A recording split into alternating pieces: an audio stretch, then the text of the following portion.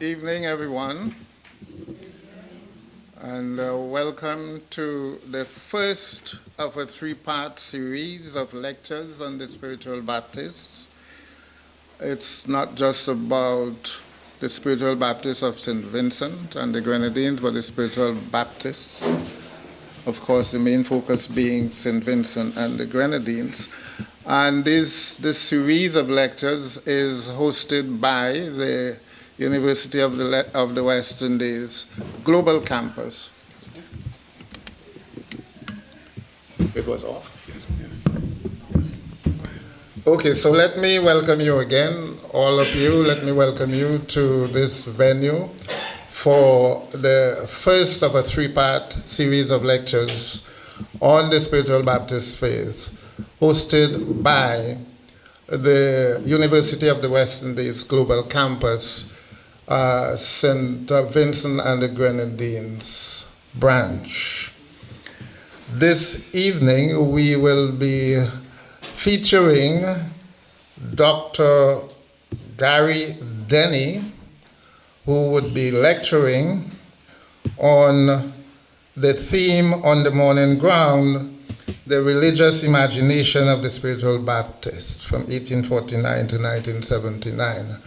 But before we get into the program, let me welcome Reverend Susan Batiste of the St. Peter's Spiritual Baptist Church at Calder to say the opening prayer. Please stand. And please, if you have your phone on volume, please silence it. Thank you very much.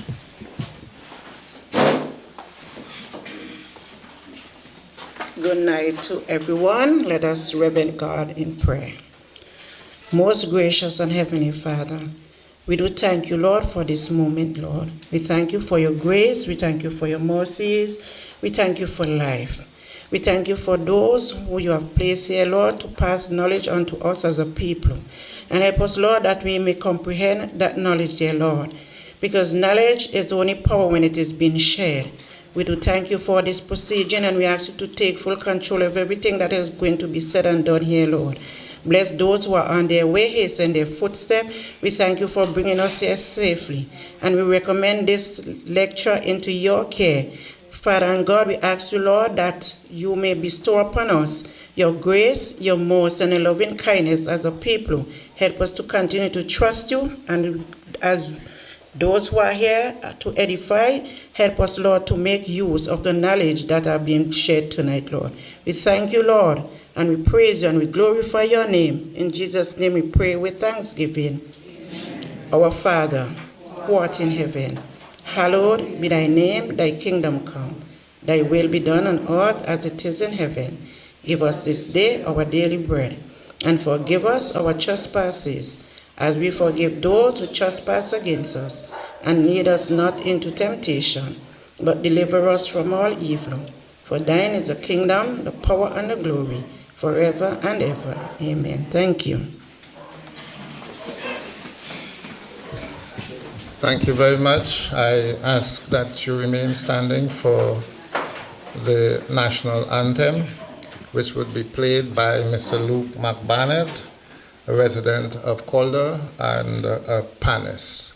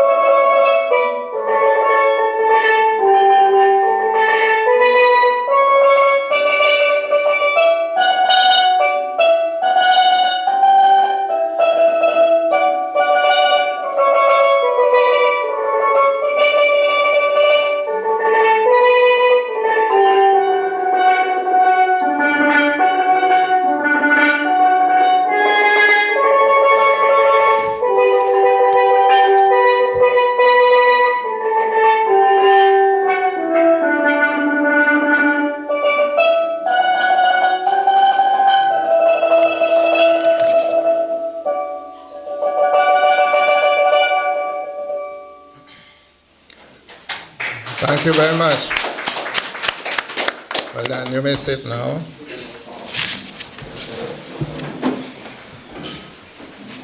all leaders and other members, senior members of the Spiritual Baptist faith, and all other members present, the head of the site of the UE campus, without whom this event could not have happened, Dr. Risa Noel McBarnett, Associate Professor of History at St. Mary's College of Maryland, our feature speaker this evening, Dr. Gary Denny, historian Dr. Arnold Thomas, historian and former resident tutor Dr. Adrian Fraser, members of the business community, members of education institutions and civic organizations, members of the media, all our guests present here, and those who are viewing us online.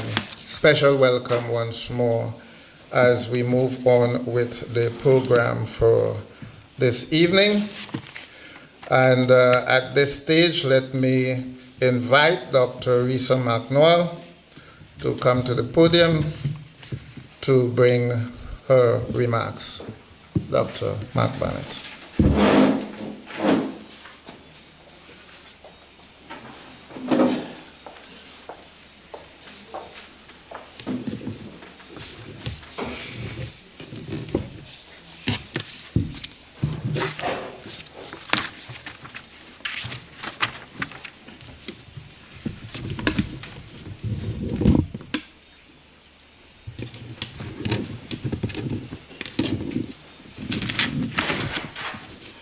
Reverend Susan Batiste of the St. Peter's Spiritual Baptist Church, Calder, and members of her congregation, other members of the Spiritual Baptist Archdiocese, Associate Professor of History at St. Mary's College of Maryland, Dr. Gary Denny, historian Dr. Arnold Thomas, historian and former resident tutor at the UWI, at the time it was open campus, Dr. Adrian Fraser, members of the business community, members of education institutions and civic organizations, members of the media, all our guests present or viewing online, and a special good night to the residents of Calder. Calder, you're here with us? Good night and thank you for coming out. On behalf of the University of the West Indies Global Campus, St. Vincent and the Grenadines, it gives me immense pleasure to welcome all of you to our lecture tonight. I am honored that Dr. Gary Michael Denny has generously agreed to return home to St. Vincent and the Grenadines to share his expertise with us tonight through his lecture titled On the Mourning Ground, the Religious Imagination of the Spiritual Baptists.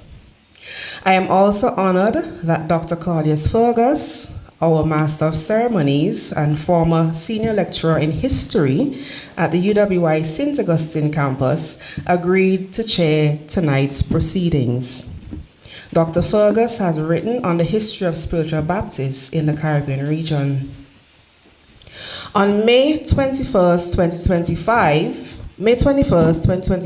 has been declared an annual public holiday for members of the Spiritual Baptist faith in St. Vincent and the Grenadines.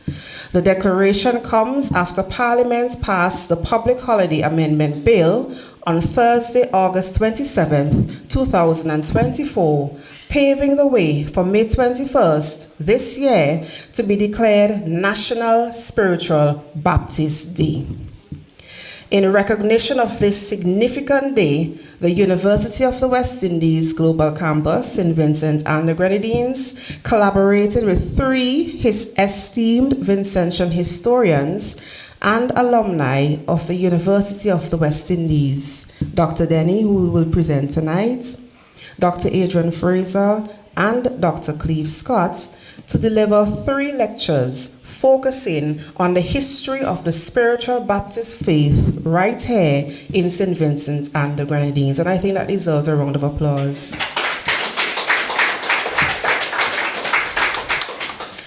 The importance of these lectures cannot be overstated. They serve as vital platforms for preserving local history while fostering community engagement. The UWI Global Campus SVG is intentional about reaching and teaching our communities. You may have recognized by now that these lectures will take place in 3 different locales. We are presently in Calder. Then we will go to the UWI Global Campus SVG in Kingston. That's our site on April 3rd. And finally in Rose Hall on May 8th. Recently, I attended a funeral at the Mount Bethel Spiritual Baptist Church in Retreat. This prompted childhood memories of Spiritual Baptist prayer meetings outside of the churches. I recalled the intense songs of the ringing of the bell, melodious singing, and interesting attire. I also recalled the demeaning and derogatory views on the faith, which sadly still exist today. The Spiritual Baptist historical journey is marked by resilience and adaptation, and these lectures serve as platforms for scholars to share insights that enrich public understanding, challenge existing narratives, correct misconceptions, and fill gaps in historical knowledge. Ultimately, events celebrating Spiritual Baptist history not only honor past struggles, but also empower future generations to appreciate their roots and continue advocating for their rights within a modern context. We hope that you enjoy our program tonight. Thank you, and God bless you all.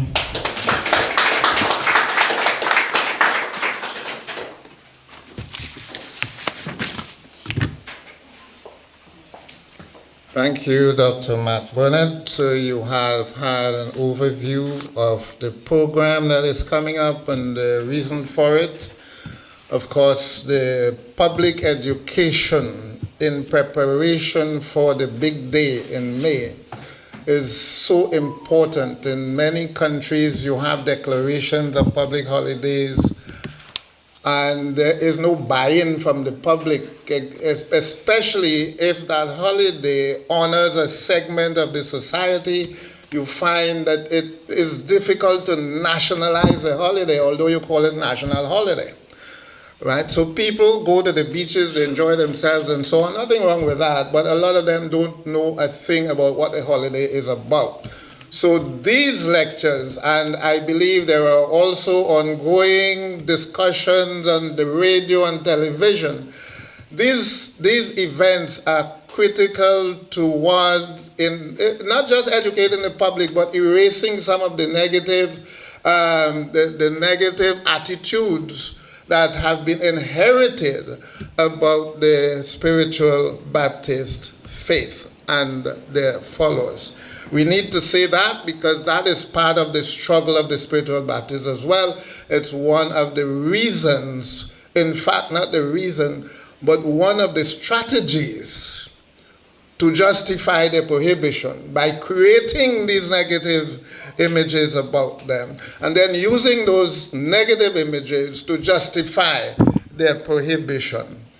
So I want to thank Dr. Mark Burnett and the Global Campus for organizing this series, and I hope this is not the end of it, that beyond that, you continue these endeavors. As usual, this is the Caribbean, and we can't proceed without some kind of cultural exposition. So we are going to have, this is not a break in the program. This is part of the program. And we have a performance, cultural performance by the Kalunga Theatre Collective. So let me tell you a little bit about the Kalunga Theatre Collective. This is a homegrown Vincentian contemporary performing arts movement rooted in and embracing the dramatic heritages of Afro-Vincentian and Caribbean people.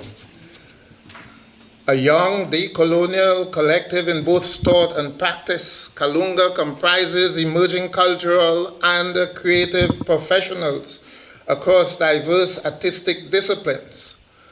Influenced by the cultures, stories, and forms of our creolized people, they are culturally conscious, aesthetically Vincentian, and African in spirit, both the sustainers of an art form and guardians of cultural heritage. Through research, observation, and the refinement of our folk arts and performative traditions, Kalunga transforms heritage into high art, crafting a new language of liberation, one that empowers our people and reclaims our identities. Each performance is a ritual of power, resistance, and agency. And you will agree with me, most appropriate for this occasion when we commemorate the spiritual Baptists. So welcome, members of the Kalunga Theatre Collective. Let's give them a lusty round of applause. Thank you. Good evening, everyone. We're only three members of the Kalunga Theatre Collective. It's a fairly large group.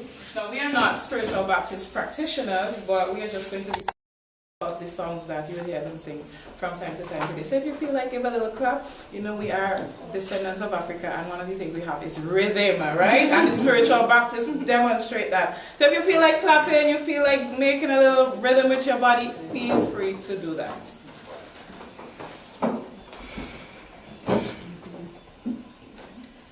Peace be on this house bestowed, peace on all that there reside. Let the unknown peace of God with the man of peace abide. Let the Spirit now come down. Let the blessings now take place.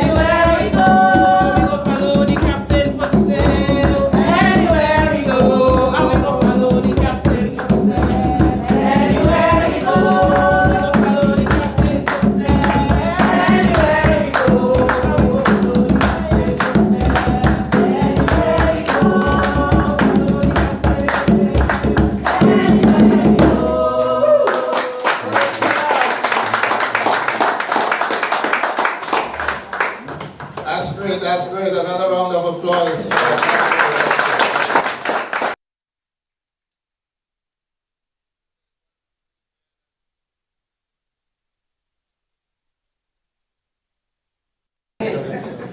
One day for the colonial criminals who tortured and did all kinds of acts of criminality against our people during the colonial times. I wouldn't go into the details, but I was reminded of that. Excellent performance. Now, to the listeners and viewers of tonight's event, I want you to know, especially those who may not be knowledgeable about that here is where the spiritual Baptist faith began as an organized religion, emerged here, and they called it a state, sometime around 1840. It was the first really post-slavery, some say post-emancipation. Emancipation is ongoing as far as I'm concerned. So it was the first post-slavery African spirituality within a sort of Christian theological framework. Dr. Denny would tell us much more about that. Some might say it is Africa in Christianity, others might say it is Christianity within African framework, but that's debatable. There is syncretism, either way you look at it. But we often think that, Africans were beneficiaries of Christianity without realizing that Africans were Christians before the Europeans. One of the oldest churches still in the world is the Coptic Church, which is older than any church in Europe. The Coptic Church, which is the Egyptian branch of Christianity.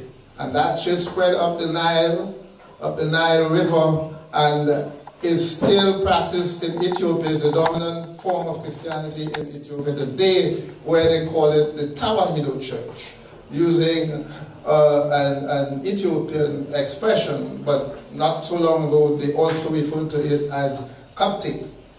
So the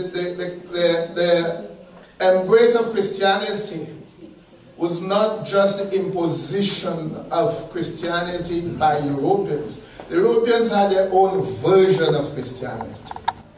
The Europeans Caucasianized Christianity, in a sense corrupted the Christianity that they received out of what we like to say the belly of the Nile. They corrupted it, particularly with the images. Sometimes we have to confront the truth. They Caucasianized the images, and this was a product of the Renaissance period in Europe. If you go to Rome today, the principal church called the Sistine Chapel, and you look at the roof, you would see all the images, all the deities, whatever name you want to call it, the angels, archangels, they're all white. And when I say white, not just white paint, they're white people. Adam is a white man. And what shocked me most, they painted an image of God too. And God is white, a white man. They painted an image that they call God. And you know the fallen angels that they kicked out of heaven? They look just like me. I'm serious. They're all black. And that is the religion they took around the world to ensure that black people got to hate their own skin color, to hate their own image, to hate anything about Africa, and to embrace what we call white supremacy. That is the deification of whiteness. That is what they created. The spiritual Baptists confronted that tradition and value system. This is what they did.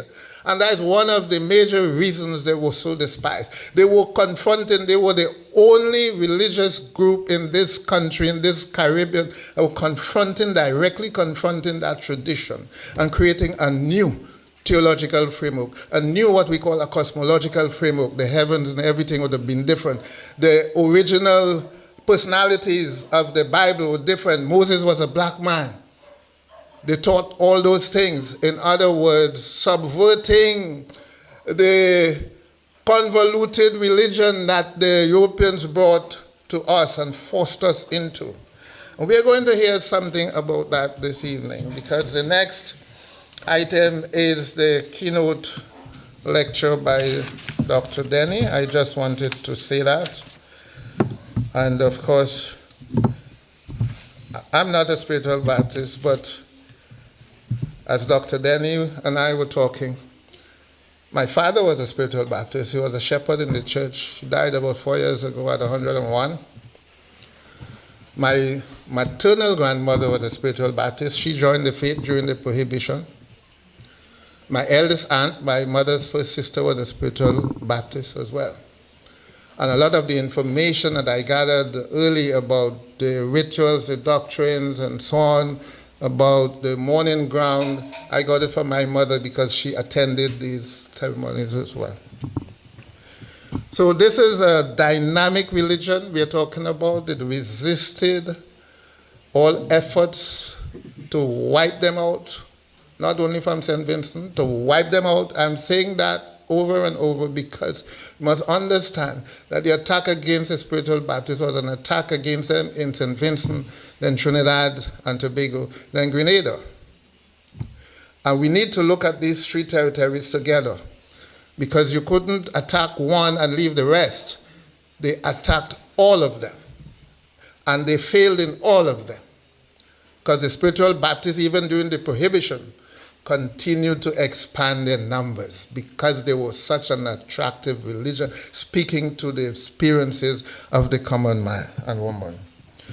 And you know, that song is one of the impact of the spiritual Baptists. You hear the rhythm and so on.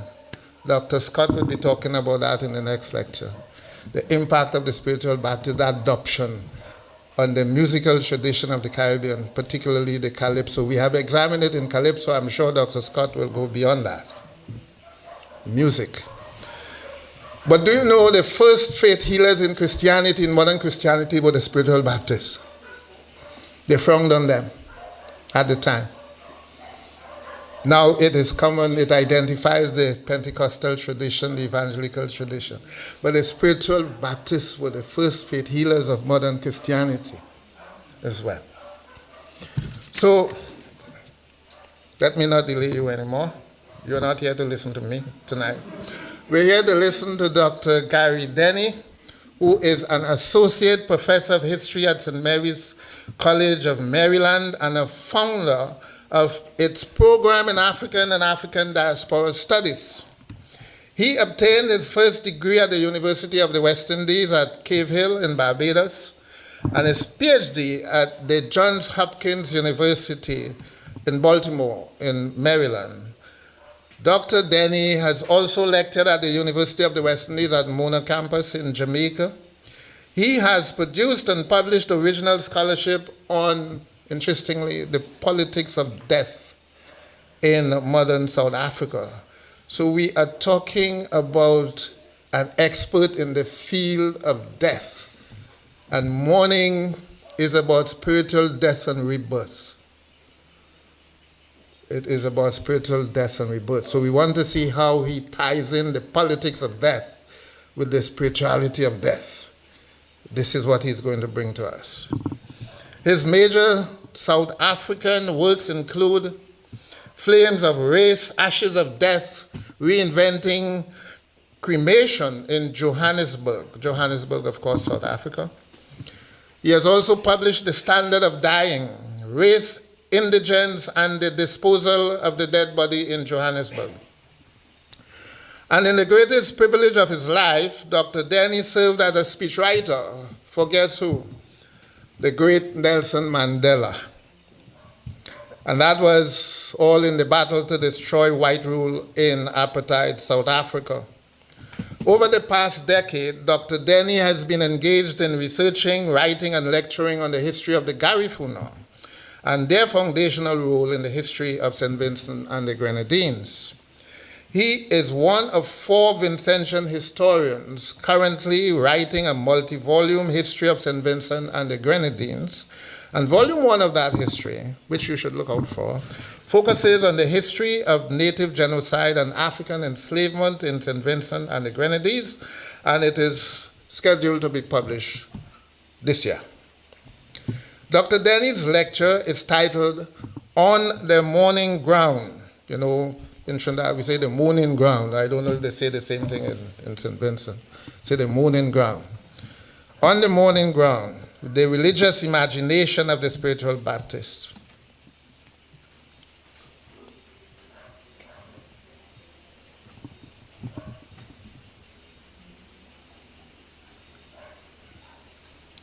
Now, I don't want to preempt anything. I'm wondering whether I should say what I want to say.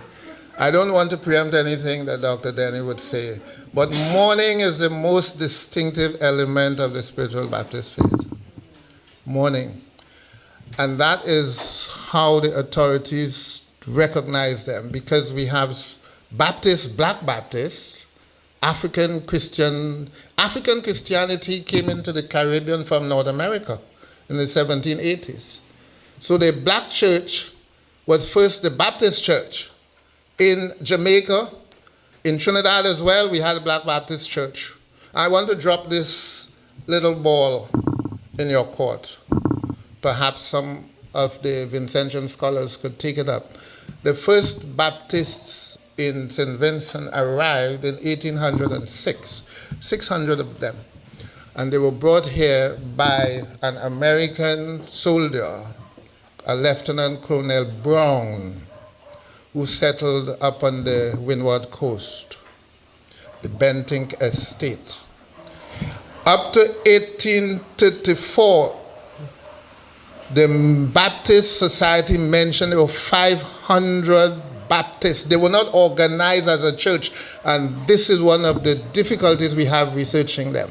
But they were still there, 500, they counted 500 of them. So the real foundation of the spiritual Baptist, in my research, is that contingent of migrants out of the United States, because it is a similar migration that founded the Baptist Church in Trinidad.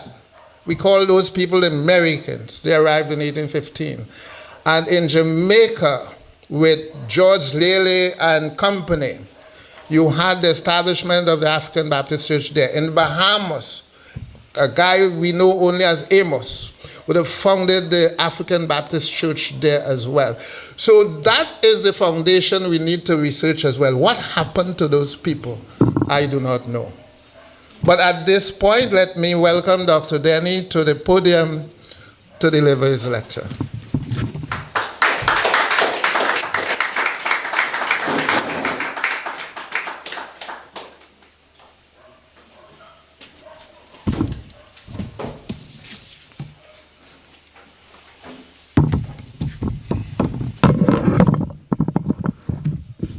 Thanks for that gracious welcome. And let me also say to everyone who's here and all the protocols that have been mentioned before that I am very, very happy to acknowledge the gratitude expressed for your presence. And I am very happy to be here as well. Okay.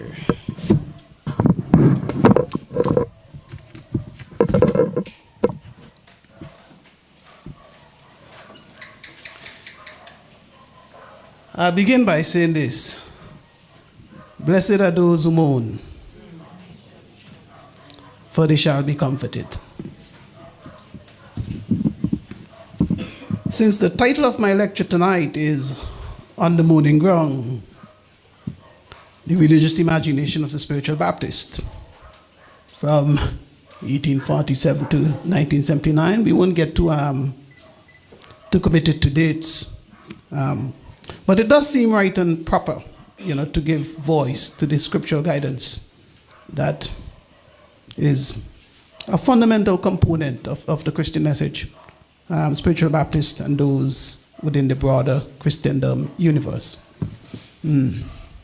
But as we know, or should, in the spiritual Baptist faith, going on the mourning ground is a religious ritual that is very different from mourning for the loss of your loved ones. it is mourning as ritual practice among the spiritual Baptists that is my subject tonight, not mourning the loss of our loved ones. Grief isn't the key sensibility that I want to speak about, because on the mourning ground, it's far more than grief that we have to confront. And I do agree with Dr. Fergus on the centrality of mourning as a fundamental component of the spiritual Baptist faith. I also want to again align myself with Dr. Fergus in recognizing Calder as a special place for the emergence of the spiritual Baptist. And if we are to name historic sites, as a kind of public recognition of the places that deserve to be memorialized in the history of St. Vincent, Calder would stand as one of them for its role in the history of spiritual Baptists. And I will have more to say as I go through my text. Text is probably the wrong word, because some of the stuff I have is written and others are not. Now, that is because tonight I have 3 stories to tell. 3 stories that I am seeking to weave into one story. And so, in keeping with our topic, I suppose it is itself a trinity. So the first story I'm telling is the history of mourning as central to the existence of spiritual Baptists as a distinctive faith within the larger Christian church and an extraordinary feature of the Vincentian historical experience. So the very title of the piece, commands us to consider the notion of the spiritual Baptist as a extraordinary phenomena, the religious imagination, and we're going to have to comment on what I mean when I speak of the imagination. It may not be what, might be the usual kind of definition of the imagination. When I speak of the imagination in this instance, I am really speaking of an intellectual act. And speaking of, powerful cognitive processes. And speaking of the capacity to think, to create, to look at the world and transform it, in ways that might not be immediately discernible. So in this sense, the imagination is not simply guessing what the next, where the next, ball might fall from out of the skies or something of the sort, or, inventing a story. It is really about the intellectual power that the believers exercise in crafting a faith that is reflective of their understanding of the world they would like to have, both in the here and in the larger cosmos which they occupy. So when I use the term spiritual imagination, you need to see it as not simply fantasy, but as act of cognitive power. The second story that I wish to tell is that of my mother and the place of the faith in her life story. Because my mother is a spiritual Baptist, and in fact, so too are several of my brothers. They were also members of the faith, and the sister. And I will speak of my mother. And hence, the third story that I am telling is my own. Both as a scholar engaged in the research and writing of the history of the spiritual Baptists, but who lived in a household where my mother and siblings practiced the faith. Scholars would describe my position as that of a participant observer. But clearly, as a child within the house, I had no capacity to think in these conceptual terms. I can do so now, yet perhaps in keeping with the spirit of tonight, I will call myself a witness who can testify to the things I saw, heard, and felt of my lived experience as a member of a spiritual Baptist household. Dr. Fergus told me tonight that I'm a child of the culture. I kind of like that phrasing and so on. So I want to begin by telling you a story that my fellow historians heard from me. And it was an exchange between me and my mother.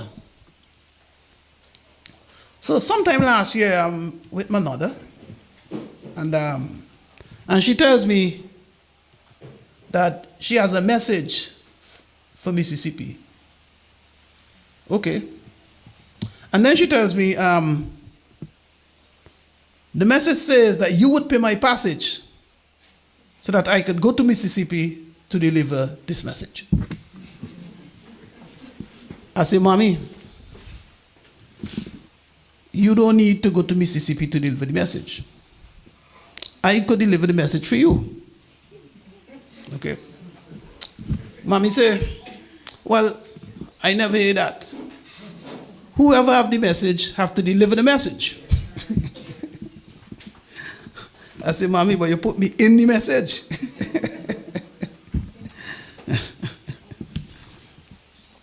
So she said, when I get a message that says you will deliver the message, then I would give you the message. So I haven't yet received the message from my mother, and I haven't yet taken her to Mississippi to deliver that message. Okay. I'm hoping I can coax that message out of her, but we shall see how that works. So, notwithstanding my teasing of my mother's Mississippi message, I had no doubt that she was utterly serious in her sense of prophetic mission, because for more than 50 years as a child and then as an adult, I've been a witness to my mother's devotion to her faith as a spiritual Baptist. And I understood that her claims to prophetic power and commitment to obligation as a messenger of God were fundamental to her life as a spiritual Baptist. She became a spiritual Baptist member in 1971. And I will return to that moment, shortly. My first exposure, however, to spiritual Baptists was not my mother. Not my mother at all. In fact, my earliest exposure to this prophetic sensibility came from a woman known as Mother Peniston. If you're living in Rose Place, as I did, in the mid to late 60s, and even the early 70s,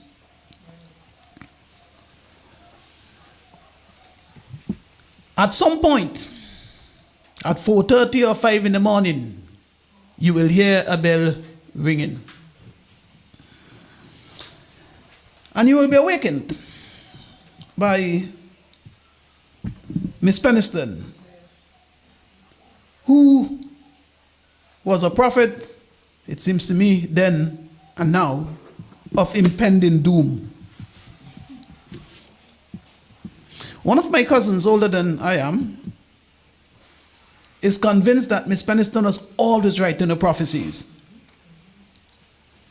She would tell the neighborhood that one disaster or another is about to occur. In fact, her favorite phrase was that you will have to bang your belly and bawl. And it was a commanding performance, because then people would leave their houses get out, come out in the streets, and listen to Miss Peniston as she delivered her message. And so in that sense, long before my mother converted to the Spiritual Baptist, the idea that there were these spiritual individuals with prophetic power, which commanded the attention of the entire neighborhood. Everyone knew Miss Peniston. I understood that. I accepted that unquestioningly before my mother became a spiritual Baptist. So in that sense, it means that my mother's conversion to spiritual Baptist was not a shock. Okay, it was simply a new reality which we had to negotiate as children. And so I asked my mother a couple of days ago, because I came in the country on Sunday, and I thought, let me sit and chat with mommy about her baptism in 1971. Okay. From the moment I asked the question, mommy began to sing. Jordan River is cold and chilly, but it cannot chill my soul. So I'm listening to her singing, and I realize that the memory of the moment more than 50 years ago was remarkable in and of itself. Okay? And so there's a sense of exhilaration, a sense of joy, which overcame my mother. Now, this is crucial actually, because about 2 weeks ago, 2 Saturdays ago, I was in England. And I had gone to attend the funeral of my sister, who is my mother's first child. And my mother had 6 children, 1 daughter, 5 boys, and the girl is the first, and she died. And so I went to England to attend that funeral to honor my sister. And so I returned for the first time now and seeing my mother after the funeral. And I knew that this was going to be a moment of tremendous sorrow. But I have a question on spiritual Baptist. And in asking the question, I also knew that that question would be sufficient just for the moment take her in a different direction. And so the joy that my mother experienced as she began to remember what it was like as a young woman of, I think she must have been 31 years old or thereabout, Within that time, the grief of my sister that she was experiencing, that grief was really tempered. Okay, and so the truth of the experience of faith and the experience of mourning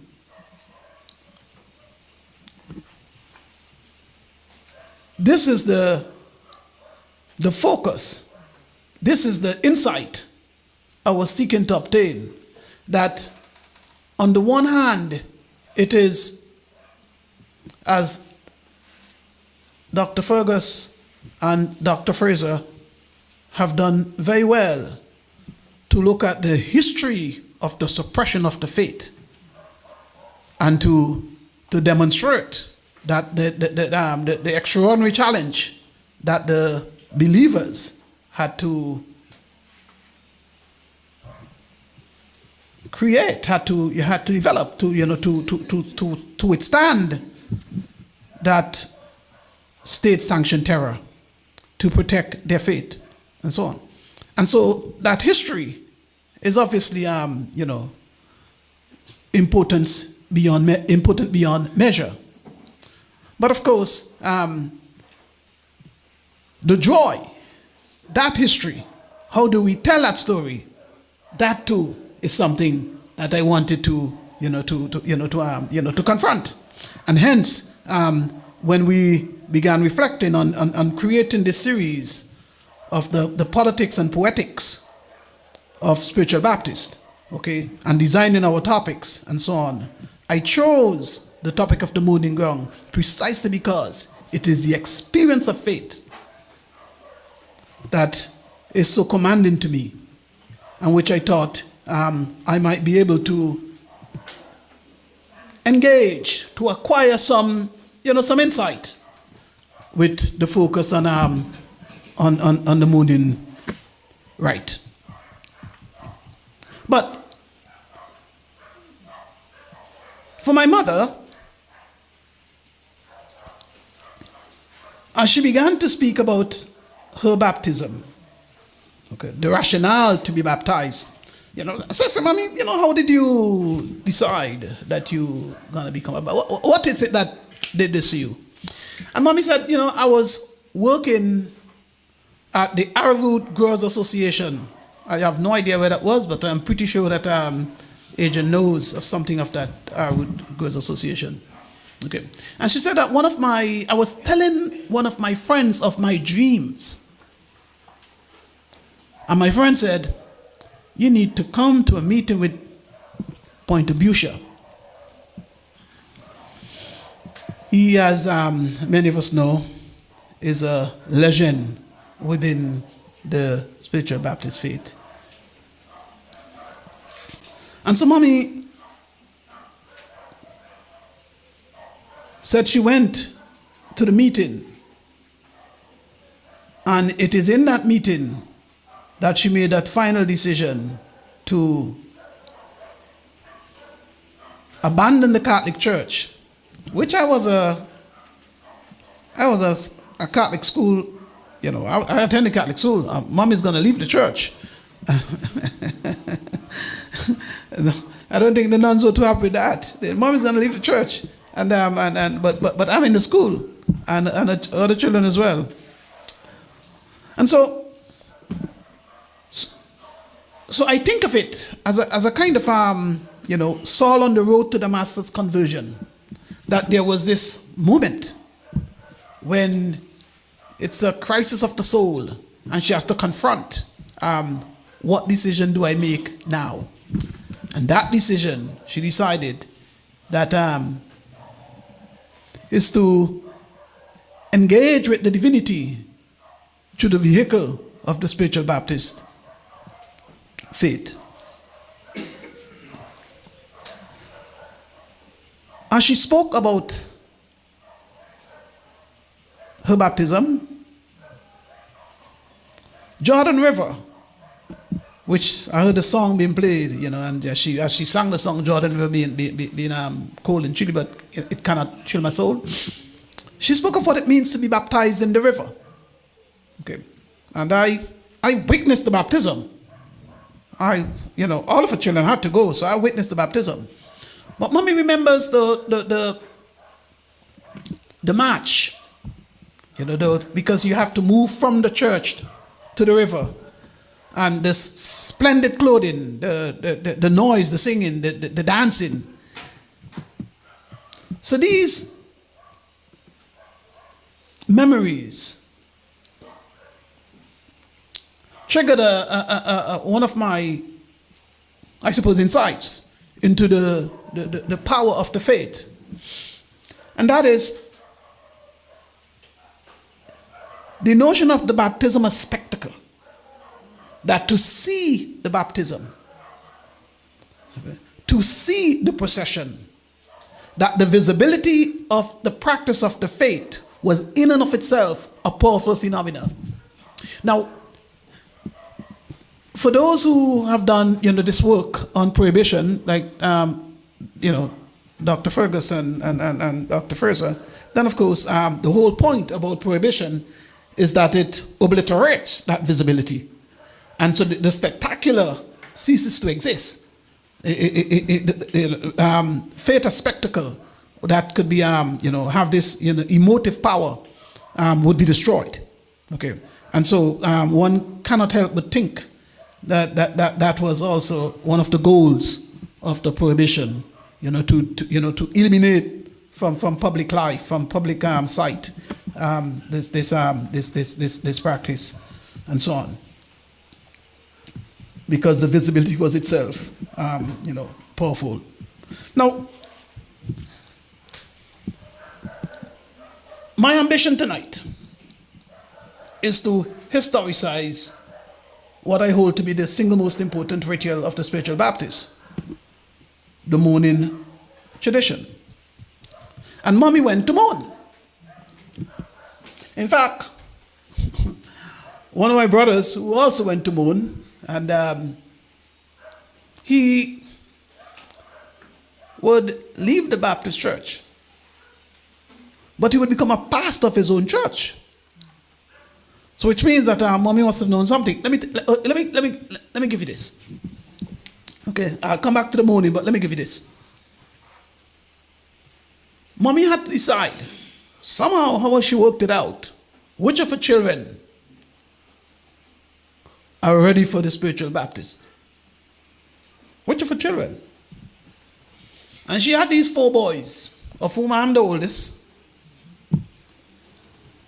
One was too young, the 5th one was too young. So she took these 4, I remember she called us in from the yard. I must have been playing marbles or cricket or something. But I'm playing some kind of game. So Mommy calls us in. And she has a candle. And she has the Bible. Okay. And her head is all band and, she's in the groove. And she opens the Bible and she reads what's there. I cannot remember what she read, but I got to leave. So I was out. One of the other brothers, he had a similar experience that I have. Whatever was read, you got to go. Mommy kicked him out. But the other 2 brothers, Mommy said, well, you guys going to have to baptize. You guys. No, I was happy it wasn't me. I mean, there's no way I was going to tell my mother no. I was happy it wasn't me. Because I want to play cricket and football in the mornings. And when you have to go to church, it takes an enormous amount of time. And I must be like 11 or 12 or 13. So this is not an entirely unreasonable thing from my perspective, because I love the sports. But in looking back at it from this moment, okay, it seems to me Mommy was right. Okay. Because the brother who went and baptized, he's now a pastor of a church.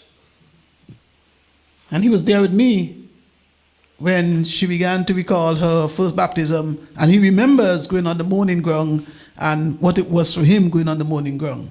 So the experience is deeply embedded within his life, has controlled his life in the sense that he now has his own church as a pastor. Okay. And the conversation I had with him is that, that when one is looking at a spiritual Baptist as a faith, okay, it is as fundamental a Christian, faith as any other Christian faith. Okay. There are schisms within Christianity. The history of Christianity, as the history of other faiths, there are schisms where debates over the doctrines could produce splits and new denominations, etc. But the truth to which the spiritual Baptists hold, the divinity of God, of Jesus, the resurrection, the fundamental truths of Christianity, spiritual Baptists are as Christian as any other Christian group. Okay, and so in the history of the faith, as we know, there have been from the very beginning of the faith the effort to marginalize and criminalize, outlaw, and destroy spiritual Baptists as somehow being, alien to Christianity because of the African elements of their forms of worship. But as Dr. Fergus, has said, and correctly so, Africans have been Christians from the very beginning of Christianity. African Christians preceded Roman Christians. Okay. And in fact, one can make the argument that the mourning ritual itself is a reclamation of an older Christian practice going back to the days when Africans were at the forefront of the practice of Christianity and so on. Okay. But as I said, I was both a witness and, as Dr. Fergus is, a child of the culture. And my mother, is very pleased to know that here I am today speaking of that faith. Okay. So I may not have put the bands on my head. Again, hear the language, the bands. But the experience of the faith that never left me. So, Mommy described what it was like to be on the mourning ground. And every mourner, and some of whom are here, have your own personal experience of the mourning ground. Okay. And what was kind of, a bit new to me is that Mommy said she was raised off the ground on the third day. Because I know Mommy would have spent, 10, 12, 14 days. Mommy spent quite some time on the mourning ground. At least for the first morning. Precisely how many days she spent in the mornings that came after, I don't know, because she went to mourn many times, according to my brother. He said Mommy went to mourn many times. But mourning, of course, is essential towards one's ascension within the faith. Okay, because it is the process through which, the vehicle through which one accumulates gifts, which allows one to achieve, seniority within the ecclesiastical, hierarchy that spiritual Baptists would create. Okay. What I found interesting in Mommy's mourning experience, and these multiple times of mourning, is that she mourned with 4 different pointers. And she named them. She named the 4 different pointers. Okay. And what occurred to me then as a scholar, I'm listening as a son, but also thinking as a scholar, was the geography of the faith. That as she named the places where she mourned, the different pointers were, and so what that allowed us to see is the 2 things.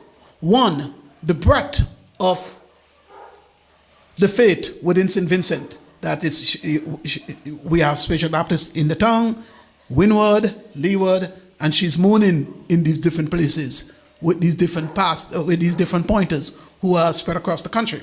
Okay, so that was an important point to gather from the geography of the faith. But also, it is the unity of the faith. Okay, that the transmission of knowledge across the country from one, even though each church is supposed to be autonomous, but if in fact we have mourners who are, going on the ground in these different places, then you have a cross-fertilization of these ideas of what it means to submit to the calling of the faith. And so I thought that was an insight into the history of the faith that I had not necessarily understood. One of the things about Calder, and I'm jumping ahead into my text in this instance, but this is a good point, a good place to make this point. One of the scholars who write about the spiritual Baptist is a Professor Sheena Boer. Okay.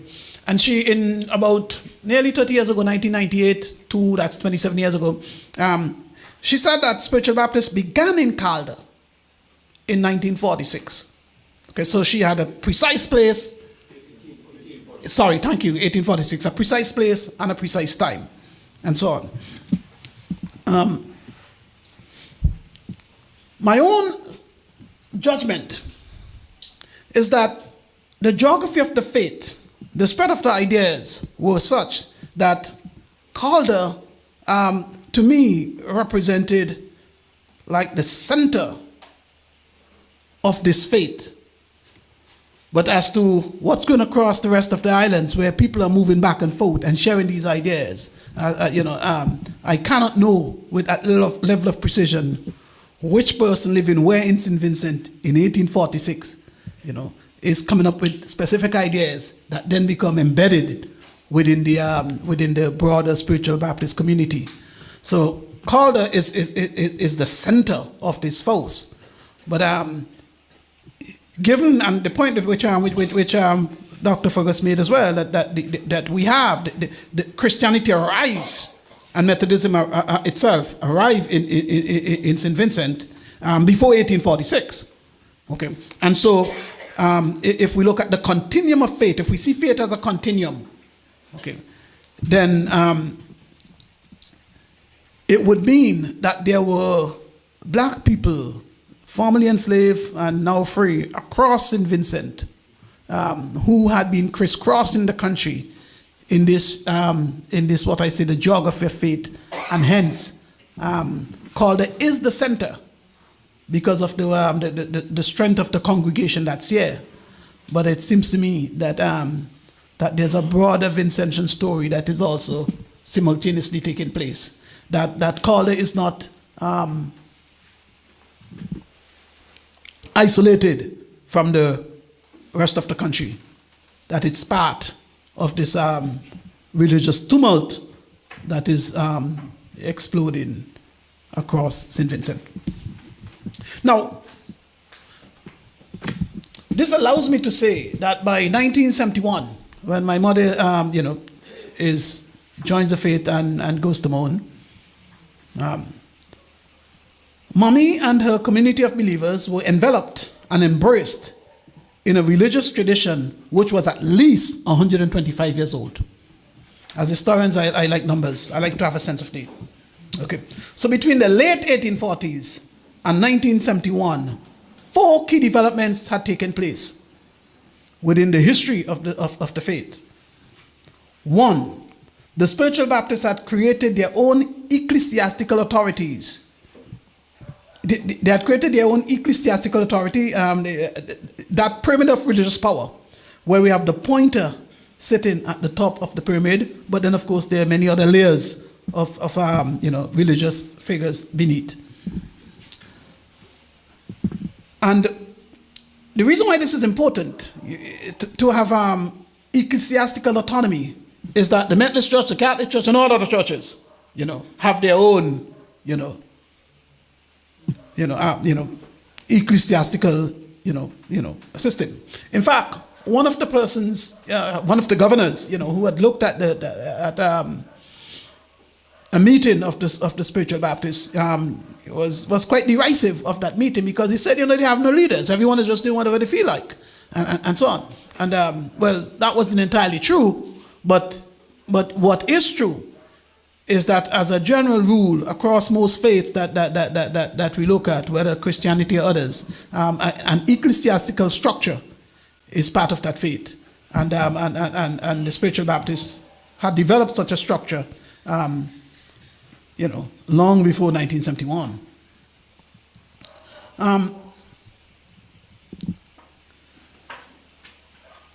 Another element of the faith is that the spiritual Baptists had developed a sense of themselves as a distinct religious community. And that is important. Who is the church? Who are our community of believers? Okay. Do we constitute a coherent whole? Or are we simply persons coming and going without some, obligation that we believe we hold towards one another. When do we meet? When do we pray? How do we pray? Who are we? Okay, and so on. By long before 1971, that had been also in place. Okay, and we also have the development of a set of ritual practices and a sacred vocabulary that was uniquely theirs. And mourning, I've been saying, is one of these things that we have to look at as something that is, is unique to the spiritual Baptist, and so on. And so what I realized in looking back at my mother's experience is that by 1971, the spiritual Baptist was already a mature faith deeply embedded in the fabric of Vincentian life. And she was therefore an inheritor of those who came before her. This was not a history that my mother knew in 1971. So tonight, I can tell her this story. She has told me about her experience of her faith, and I can tell her about the origins of that faith. So spiritual Baptists emerged as a separate denomination in the late 1840s and early 1850s. During those years, Black Vincentians were experiencing an unprecedented state of religious euphoria, and which perhaps have never been repeated in the history of St. Vincent and the Grenadines. Several Methodist ministers have testified to this religious fervor gripping Black Vincentians. James Bickwood, an Englishman ordained as a West End clergyman in 1839, he writes, "Hundreds upon hundreds cannot get inside the building, but they had come to be within earshot on the outside and get as much religious instruction as was possible under the circumstances." He continued, "Such hunger for the word of God I had never seen before in England or elsewhere." That is Bickford. Another Reverend, Moister, who was assigned to St. Vincent in 1837 and 1838, and again in 1843 and 1844, he wrote, "Every hindrance being now removed, they came flocking to the house of God by scores and hundreds." To meet this increased demand, the Wesleyans had established prayer houses on every estate, almost. So by 1844 also, the local Wesleyan society had 7,000 members. St. Vincent's population in 1844 would probably be just under 30,000 or thereabout. So 7,000 members, that's a significant percentage of the population. I mean, it is by then the dominant faith. There's no way around it. If you have 7,000 members, we'll have to check for the population size in 1844. But 7,000 members, we're looking at about 30+% of the population who are spiritual Baptists at the time. Now, what we also found interesting is that Bickford's description of the testimonies by these Black Methodists was similar to those reported by a man called Fiddler during the period of enslavement. He wrote that several members of the congregation had testified as follows: "Me have no friend but Jesus. Me love my Jesus for what he done for me. My Jesus gave me faith. Me want more faith. Me be determined to live better this year. Me will ask for more love. Me will pray more and be a better Christian." This theology of personal liberation from sin and an intimate relationship with Jesus testified to the power of Christianity in the lives of Black Vincentians in the post-emancipation period. Woodville Marshall, who has written about St. Vincent quite a bit, would say that the spiritual Baptists were, and I quote, "in the forefront of the direct challenges to the conservative social and political order during the first generation of freedom. In 1842, in Calder, right here, there were about 85 field laborers, 38 men and 47 women on the Calder estate. From 1836 to 1841, the estate was managed by a Wesleyan Reverend, Him McDowell, and he built a chapel to accommodate 800 worshippers. One presumes he could count. That if he built a place for 800,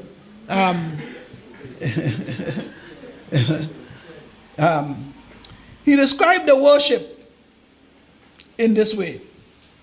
Sorry. So my man built a chapel for 800 worshippers. Okay. Now, but perhaps the most compelling evidence of the timing of the emergence of the spiritual Baptists is that of the sitting lieutenant governor, who was no friend of the Baptists. In 1849, he wrote to London that, quote, in some of the villages, a singular sect, numbering a large amount of devoted followers, calling itself the wilderness people, had emerged. So this is the governor, who was, by oath, commanded to tell the truth to his bosses in England. And he's being paid to tell the truth. And he says, we have here in St. Vincent a group of people who are calling themselves the wilderness people. They're not Methodist anymore. They're not the kind of Christians that we have come to recognize as our Christianity. In fact, he said, and I mentioned him earlier, but let me quote him in full. He said, they have no ministers properly so called, but hold frequent prayer meetings at which they officiate alternately as the inclination seizes them, and they occasionally fall down in chance-like paroxysms. It seems indeed one of those religious errors to which people of limited information and lively imagination are subject, and of which the removal must be sought only by a better knowledge of the truth. Now, I actually like the word imagination in this in this quote, because my use of the word imagination is quite different from his. Okay, for him this is a heresy. For him, this is purely ignorance. Okay, he lacked the capacity to see the creativity and the power of this new kind of worship that had emerged within St. Vincent. What I see as an act of genius, the capacity to create a faith that expressed black understandings of their Christianity that made sense to them, he never recognized that at all. Now, if we push about 60 years later, in April 1907, a doctor who would work at the hospital had some things to say about spiritual Baptists in St. Vincent. He identified a pointer called Pointer Raggy, and that is interesting in and of itself. Okay, there may be earlier indications of the existence of this hierarchy. Okay, but this is the first time I'm seeing it, so I need to look more to see when we have when the whole language of pointer emerges. Okay, but in 1907 we know that the language exists, because here is this doctor describing Pointer Raggy in St. Vincent, and so on. And he writes that the practice of the penitence, so again, this notion of being penitents, that language is already here. This is a direct outcome of Wesleyan Methodism. And he insisted that the doctrine of conversion and the resulting states of mental exaltation have been long familiar to the Negroes through the Wesleyan revival meetings. So he's saying, you know what we're seeing here among these Baptists, we had seen something similar in Black Methodists, and so maybe there's something that links both of them, and so on. And so the evidence, it seems to me, is overwhelming, that the spiritual Baptists, as a matter of timing, first emerged as a separate faith from the Methodist in the late 1840s. And it's a position that Dr. Fergus has articulated and to which I concur. And I think the evidence here is pretty solid about that.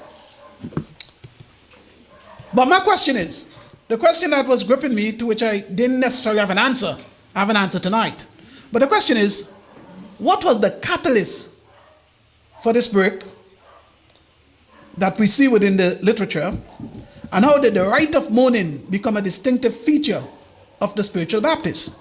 So those are, two questions here that I didn't necessarily have an answer to, at least not in the information I've shared thus far. Okay. And in St. Vincent, the answer in terms of the break between the Methodist and the spiritual Baptist that would come, we can express it in the name of one man, a man called Reverend William Hudson, a leader of the Methodist Church. Hudson arrived in St. Vincent in 1849, and his arrival would mark a fundamental shift in Wesleyan policy on the spiritual Baptists in the Wesleyan Church. For Hudson, the existence of Africanized forms of worship in the Methodist Church was intolerable. Shortly after taking command of the Barbu district, he expelled about 100 persons suspected as being Baptists, that their faith is too African, or their practice of faith.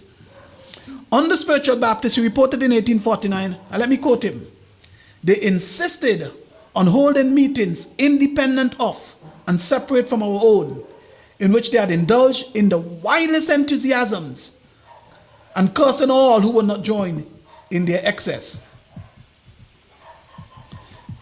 He continued, he slammed his predecessors by declaring, from the first, we clearly saw that an imperium in imperio, an empire within an empire, had emerged, and this would never do. It is much to be regretted that our predecessors allowed such an organization within our societies, when at first, by the expulsion of the ringleaders, it might have been arrested. But being allowed to proceed with impunity, they became more insolent and determined and led many astray. Hudson's report highlights that a major religious schism had developed within the Vincentian Methodist Church, and it split the church apart. Quite simply,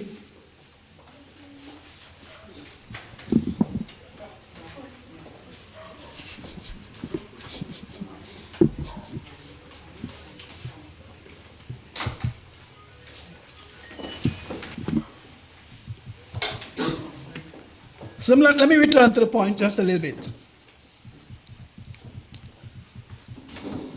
So the question I'm asking, okay, we have no reason to doubt, to question the timing of when Methodism arose as a faith.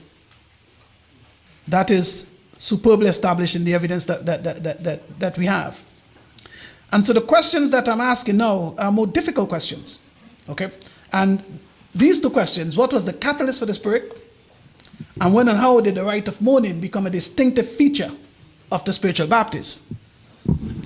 So, in terms of the break between the Methodists and the spiritual Baptists, one name stands out, Reverend William Hudson, a leader of the Methodist Church.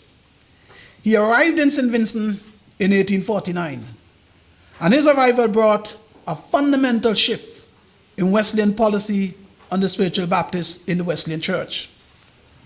Where previously tolerance prevailed to some degree, now open hostility became the norm. For Hudson, the existence of Africanized forms of worship in the Methodist Church was intolerable. Shortly after taking command of the Barbu district, he expelled 100 persons suspected as being Baptists. On the spiritual Baptist in 1849, he writes, they insisted on holding meetings independent of and separate from our own, in which they indulged in the wildest enthusiasms and cursing. His report went on to suggest that his predecessors had failed to exercise leadership. He says, and I quote, from the first, we clearly saw that an imperium in imperio, quote, an empire within an empire would never do. And it is much to be regretted that our predecessors allowed such an organization within our societies when at first, by the expulsion of the ringleaders, it might have been arrested. But being allowed to proceed with impunity, they became more insolent and determined and led many astray. Hudson reports highlights that by 1849, we have a fundamental schism within the Methodist Church, and that it would split the church apart. Quite simply, black Methodists and white Methodists had a completely different view of what their faith required of them. In 1850, Calder and its surrounding areas, which had been identified as a strong ground for this emerging or this very strong Africanized Methodism, Hudson responded by expelling 150 black congregants for following their, what he described as animal feelings and mental whims in opposition to the revealed word of God. The religious and racial animus contained in this language, animal feelings, okay, demonstrate that the Methodist Church will no longer tolerate Africanized forms of worship. These forms of worship, as I said, would have emerged from the beginning of the 19th century, when we have, the Methodist Church had been, brought their Christian faith to Africans. But by 1840, we have a new universe within which the white Methodist leaders are no longer willing to tolerate the black expressions of faith. So the years 1849, 1850 marked the full separation of the spiritual Baptist from a sect within the Methodist Church to an autonomous church standing on its own. Now, one of the things to note here, and this is kind of, I suppose Sherlock. One of the things the Methodists had done is to place a church almost in every estate. But it does mean that when you kick black people out of the church, well, they do have these prayer houses. So you had an existing infrastructure which could be utilized to continue to practice your faith independent of the supervision of the Methodist Church. In other words, it was a good thing he kicked them out, because now they could function, practice their faith without that supervision.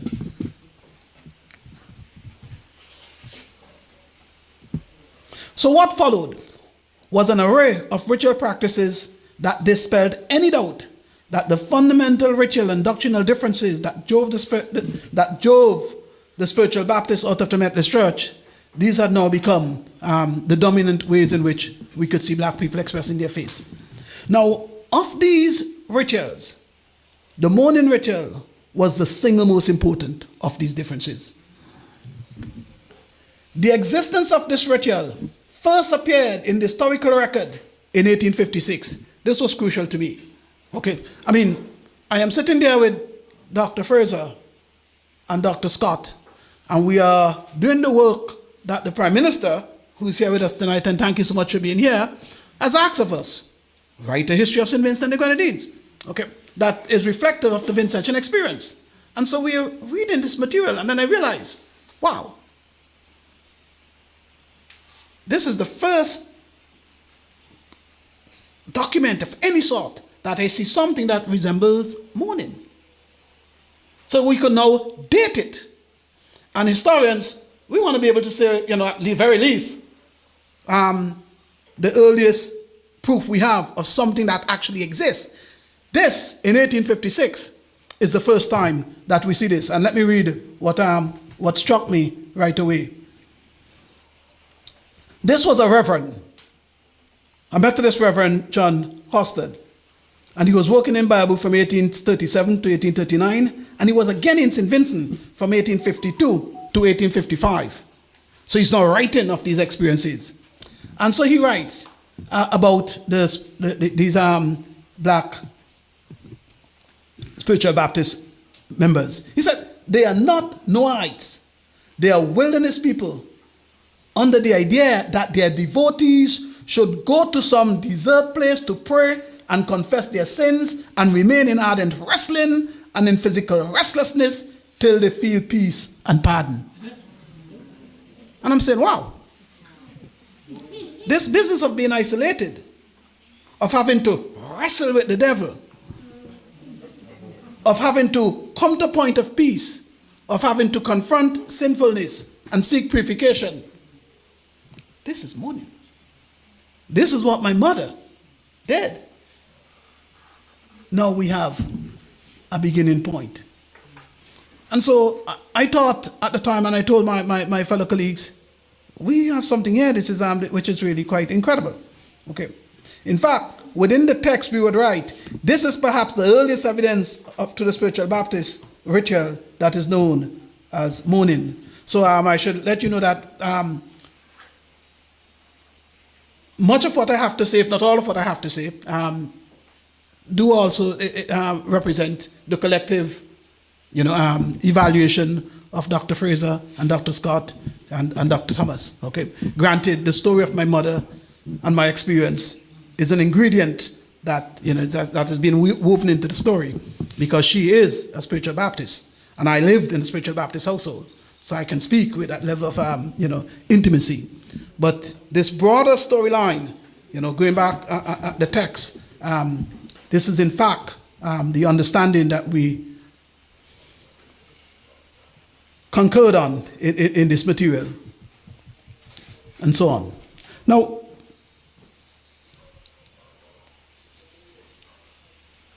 timing alone does not capture the astonishing theological achievement that the mourning ritual represented. Timing is important. As historians, we need timing.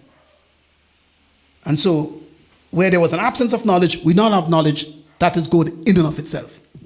But even more remarkable is the fact that the rituals of baptism, mourning, and the shout, which is what I described my mother experiencing in 1971, that she baptized, she moaned, and she shouted. Those rituals exist in sequential and conceptual unity. That is to say, the presence of one signals the presence of the other.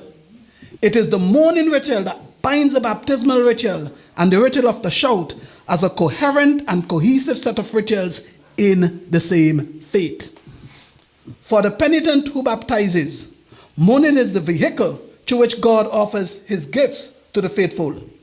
And the shout provides the pilgrim the opportunity to share these gifts with the broader community. The theological inventiveness of mourning is extraordinary in and of itself. But the speed at which the spiritual Baptists created and embedded this new ritual in their faith is a cause of wonder. For practical reasons, no such rite can exist during slavery. No enslaved person could take 7 to 14 days from plantation labor to confront a crisis of the soul. Furthermore, before the mid-1840s, mourning as a peculiar rite of faith is not possible within the Methodist Church. The rite of mourning could therefore only arise once black Methodists were cast out of the church and had to devise and maintain theological, ecclesiastical, and liturgical practices that underline their existence as an autonomous faith. So as I said, kicking black people out of the faith was a good thing, because it allowed them to pursue their own trajectory as to how they are going to develop their faith. Now, some of this we could see in the development of a sacred vocabulary. The term mourning ground is instructive of this vocabulary in and of itself. There is no other faith that can speak of the mourning ground. And when we say the mourning ground, presumably for those who have some experience with the spiritual Baptist faith, we know what this means. It arose because it properly described that the mourners incorporated sleeping on the floor during the isolation as a test of their faith. But the believers also transformed the mourning ground into more than a physical place. It also became a means through which they could achieve greater or more intimate communion with the divinities. In 1849, the Lieutenant Governor divided the spiritual Baptists as being without discernible leadership. He had no conception that mourning would constitute the process to which the spiritual Baptist would create an ecclesiastical architecture with a person's position in the hierarchy flowing from the experiences on the mourning ground. The pointers we know sit at the top of the pyramid, but below them would be a full range of ecclesiastical positions, all determined by the revelations the individual obtained on the mourning ground. One of the recurrent images within the spiritual Baptist is that while on the mourning ground, the mourners traveled. And in their traveling, they receive individual gifts, oftentimes according to the judgment of a gentleman. I heard my mother speak of this gentleman many times. But I'm reminded here of the first line of Sunblaze's Calypso in 1975. I love that song to all the dead. And Dr. Fraser has a copy of the song, which he then sent to me. But the first line, 1975, 25, and so it's 50 years ago? Wow. But the line reads, I was going down to a lonesome road when I meet up this gentleman. The second line says, with a basket of breadfruit, well overload, and a Bible inside the hand. I say, Mona, pointer, life is a heavy burden. But if you don't solve these problems, you're not going to meet Jerusalem. Professor Scott, Dr. Scott would have much more to say about these calypsos. But again, the language here, what we see, there is a resilience in the language. The vocabulary of the spiritual Baptists hold across a long time. So the mourning ground is a term that we see. Even if you're not a spiritual Baptist, if you're in St. Vincent, you know exactly what is the mourning ground. The language is part of our vocabulary. Sacred vocabulary is what I call it. Okay? And so I wanted to know this ritual itself, the contents of the ritual, you know, what takes place on the mourning ground, this traveling, where did this come from? Because I didn't know. And I discovered last night, early this morning, and I'm still astonished. This is new stuff that I discovered. I just didn't know. I just thought I thought I would have done a good job if I could say the first time we see mourning is 1856. And that's a great job because I could identify, and then it's a great job. The second question as to the elements of mourning itself, when they began, well, I discovered information that I'm going to share with you now. Now, the Reverend James Bickford provides the answer. He noted that in the tumult, in the religious tumult that gripped St. Vincent in the late 1840s, 1850s, Black Methodists sang what he described as the most famous Charles Wesley's hymn, Come, O Thou Traveler Unknown. And that they sang this with intense passion. Well, I don't know the song. So I said, well, I got to go check out this song. Do you know the song? You don't know that song? You're supposed to be a specialist. No, he was up here bragging, you know this and you know that. I got you now, son. Okay? Mm-hmm. The song. So I said, well, we live in an age where you could just, go on your little cell phone and you do a little Google. We can just Google this stuff. So I Googled the song. And indeed, the song within the Methodist tradition is considered to be the most famous, the greatest of Charles Wesley's songwriting. And there's about 15 different verses. So the staff said that no one sings the whole song because it is so long. So okay, so now I know the song. I can testify to it. But then I want to read more about the song. And in reading more about the song said, the writer said that this song was in fact inspired by the Pilgrim's Progress. The Pilgrim's Progress? Okay. I got to check out the Pilgrim's Progress. I got to follow this route, see what's going on. And so then I went and I read the Pilgrim's Progress, little descriptions of the Pilgrim's Progress. And then I was shocked. I was utterly shocked. Because the Pilgrim's Progress tells the story of this man who entered a dream state, and in this dream state traveled, and in his travels met all kinds of temptations, and that this man had a guide who was disguised for a long time, but was a guide, helping him to resist these temptations. Others fell on the way, but he survived the challenge, to his fate by following this guide, who turns out at the end of the journey, where he reaches the pearly gates, to be Jesus.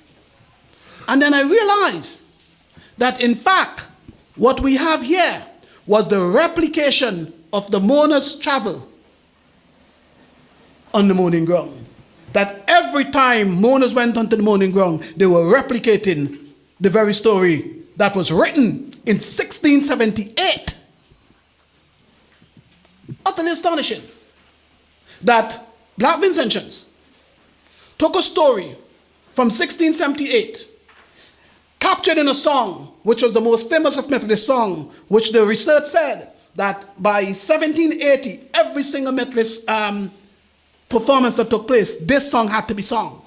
So it was a crucial part, the traveler traveling through these, the unknown. Okay. And in doing so, fused African ideas of faith, African ideas of worship, fused other elements of Christianity, particularly the revelation of St. John on the Isles of Patmos, on this deserted island, who would see these wonderful things and have these seals and these bands. They're taking all of these things and they're folding them in together into this extraordinary claims of faith. And so I am really astonished at this. And then, this is what will blow my mind. My mother had that book, and I'd read that book, or some of it, when I was a little boy. I shall end there right now.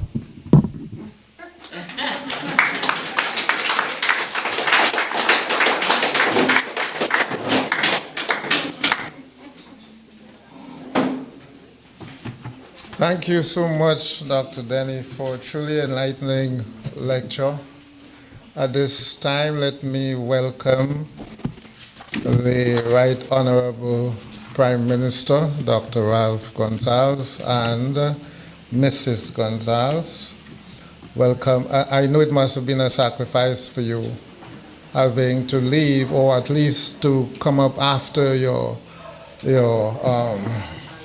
cabinet meeting it was, or parliament this evening. Thank you very much. I've heard so many stories about you, as a popular prime minister who would go to every and anyone's funeral, and I said, this is amazing. I actually saw you at one of those funerals once during my visit here. I want to also welcome the Deputy Speaker of the House of Assembly, the Honorable Ashel Morgan. Thank you very much for coming. This was a broad lecture. I would have liked to summarize it, but I want to bring in the audience into the discussion. But I want to suggest to Dr. Matt Burnett that perhaps a panel discussion could be added to complement the series, because I would like to take up Dr. Denny on some of these things. I'm sure Dr. Fraser would also like to as well, so that bringing different researchers, not that I disagree with him, but I think I have information that would complement and clarify some of the things that he brought up. For example, that 1856 date. I've listened to discussions on the radio recently, and I kept missing a very fundamental element in the evolution of the spiritual Baptists, and that is the arrival of the liberated Africans into St. Vincent from the same 1840s, the mid-1840s. A number of those Africans, over 1,000, not all of the Africans in St. Vincent would have emerged from the belly of slavery. Some of them actually were rescued from slave ships. They were temporarily resident in St. Helena, that is in the southern Atlantic Ocean, and in Sierra Leone and other places. And then from 1841 in particular, a number of them were brought in as indentured laborers. Over 1,000 came to St. Vincent. Some of them were on a nearby estate. Yeah. Okay, yes. So some of them were on a nearby estate called Escape. I don't know the geography of this area. Where is Escape Estate? Just over there. Right. So they were right there, actually. So it would not have been beyond the imagination that they were also interacting with people on Calder Estate as well. We need to take that into consideration because the experience of mourning in my research comes out of the Congo. And I believe that it is the Congolese people that brought that right, what that they call living one's own death, the Kimpasi ritual, living one's own death. This is how it is translated or transliterated in a sense. So that is an important episode in the emergence of the spiritual Baptists. So it's not surprising that it is only after that that we find specific reference to mourning. After, not before. You find descriptions of other experiences associated with the spiritual Baptist worship, but not mourning. Mourning emerges after that. So there's a connection there that we could explore perhaps at another forum. So let me just highlight some of the stages in the lecture here. He began by looking at the topic from a three-part, or rather in his view, in his words, well, I'm paraphrasing his words, but it is three stories in one. It is three stories in one that we got, right? And to a great extent, it was autobiographical, but it was also testimonial. So he was giving us his eyewitness experiences, mainly from a family perspective. Of course, the idea of the mourning ground was central to the lecture. He calls it an experience of faith, but it was also a trial of faith. It is one of the greatest trials of faith that I think any Christian would go through. He talks about baptism as spectacle. I want to add that one of the features of spiritual Baptist faith is not just baptism, but baptism in living water. And that was an innovation of the African Christian Church. First in Jamaica, George Liele was the one who first put that into doctrinal form. It was not just baptism in water, but baptism in living water, as it is called. So the experience of his mother, the geography of the faith, I thought that was rather interesting that his mother mourned in 4 different locations. Because one of the things that challenged me, even while I was writing my book, I had to do some serious revisions because somebody was telling me, a good friend of mine, that he was going to do his 4th mourning. I said, but then somebody else told me they had mourned 25 times. So I had referred to it as a rite of passage, but you could not go through a rite of passage 25 times. So I tried to understand why people were mourning so often, so many times. That was one thing I had to come to terms with. Of course, I'm not going into the details, but I eventually understood in the context of the different stages of authority and roles within the church. So that is something I think that is very, very important to understanding the Spiritual Baptist faith. He also said that there's a broader narrative, historical narrative of the faith that transcends Calder. In other words, there were parallel evolutions of the Spiritual Baptist faith in different centers of St. Vincent. And that is important because I already alluded to the fact that a number of Baptists had arrived in St. Vincent from North America via the Bahamas in 1806. Now, what became of those people? Most of them must have immersed themselves in the Methodist Church as well. Now, people remain in the Methodist Church not because they were wholeheartedly Methodist, but because of the prejudice against any black Christian church. If you wanted to marry or even to bury a dead, it had to be through what they call the white European churches. So many people remain in the church not because they wanted to, but because they had to if they wanted to get married. When privileged, Europeans of the upper classes and so on had children outside of marriage, they said it was their natural children, natural birth. But when somebody from the lower classes, the working classes had children, they called them bastards. And it meant that in order to avoid that, you had to go to the Methodist Church. So people kept going to the Methodist Church even though they were Baptists. And even today, you have that kind of, interaction between the churches. So at this point in time, by the way, I think I should have said so before, but we, on behalf of everyone here and all the viewers, we want to extend deepest condolences to the recent loss of your one and only sister, Dr. Denny. So with that said, anyone would like to raise a question concerning the lecture or make a comment?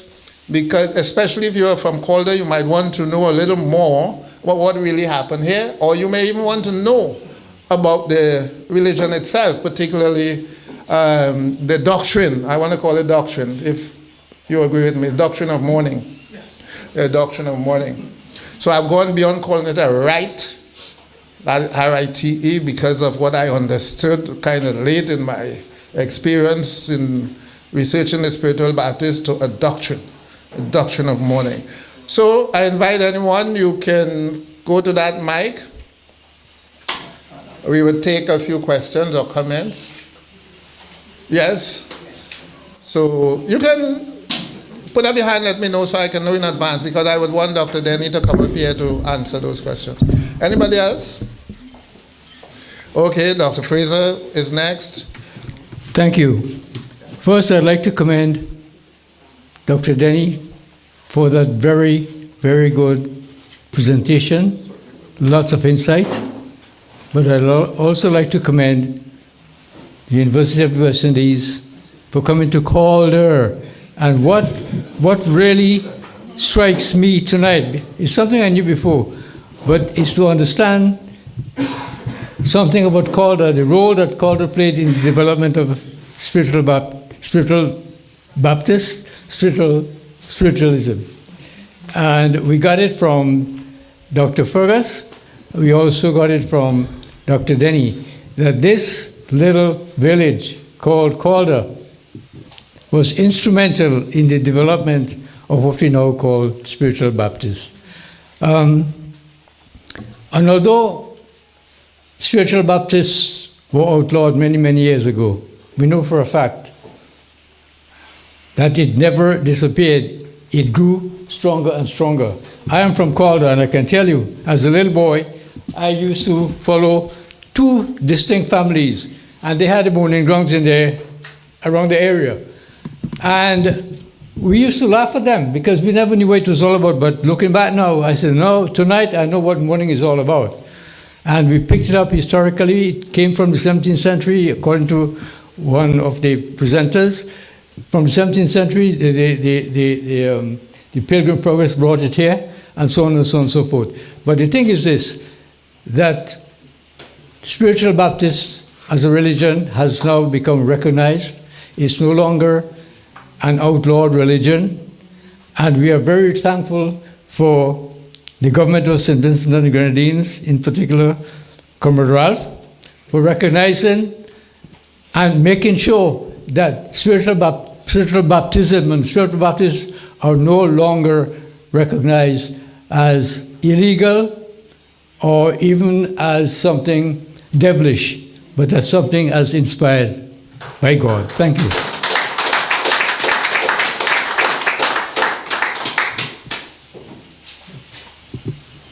I just wanted to say something briefly about Calder, because as you mentioned, Sheena Boer identified Calder as one of the first places where they were able to recognize who were the Shakers or wilderness people at that time. When you looked at the diaries by those Methodist ministers, the way they described some of the enslaved people, how they participated in their religious services, it was obvious to me that this religion was being practiced in the slave quarters, and that it emerged, particularly at Calder, because Calder is one of the first areas where villages were formed as people moved from the estate. But I believe when you look at the way it spread in such a short period of time, it meant that immediately they were beginning to emerge in a number of those different areas. So I think that that is one of the reasons for Calder. And when you mention Reverend Hudson and the comments he made about the way these people worship, it was obvious to me that what was happening is that because they were now free, and a lot of these people were moved from the estate, they were free to express themselves, which they would not have been able to do during the period when they were enslaved. So not only Calder, but this area is important, is that it's an area where a lot of the earliest people who moved away from the estate lived. So it is no surprise that you began to have the emergence of who call themselves wilderness people. So I just wanted to make that point. And another point you mentioned, Dr. Fergus, about escape. And it is interesting that in the 1862 riots, which preceded the Morant Bay Rebellion in Jamaica, that spiritual Baptists were identified, particularly at escape. And one of the leaders who they claimed they wanted to be known as King, Bascom, from Barbados, was one of those people who was on one of those estates. So from very early, you could see all of this leading up to the expulsion, well, not the expulsion, but the ordinance in 1812. So I wanted, in 1912. So I wanted to make that point about Calder, but not only Calder, but the area around, and to relate it to the fact that these were some of the earliest villages that emerged. Yes.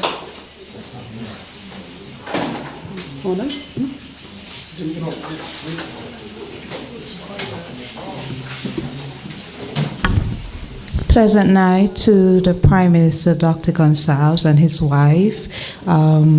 Special good night to the presenters. I have listened to your presentations. It was very interesting. A special good night to my past teacher, Mrs. McBarnett. Some things I have started, I am an Anglican, but I have also been a practitioner of the spiritual Baptist faith as part of my research.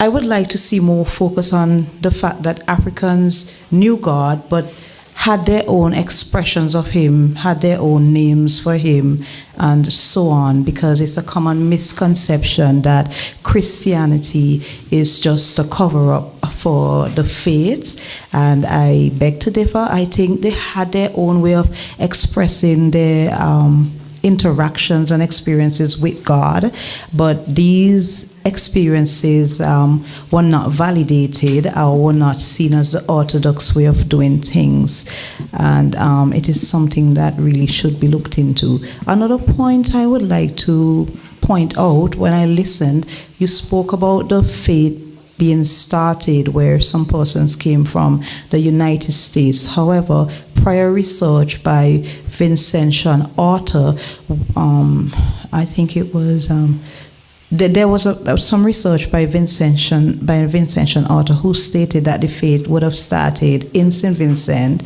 as expressions by prior slaves, and it would have spread to Trinidad, and then Jamaica had their own expression going on there, and it would have spread to Barbados and so on, and then subsequently to the United States. As the Prime Minister said, I must mention that he did have some wilderness experience, because we know that he, in one of his books, he spoke about it. He went to a fast in, I think it was Trinidad.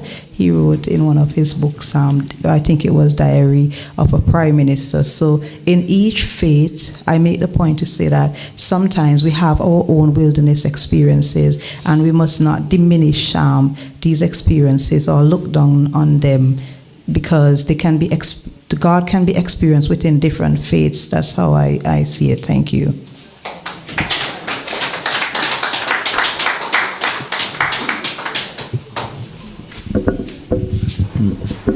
I'm sorry that I came late, but it was one of those days.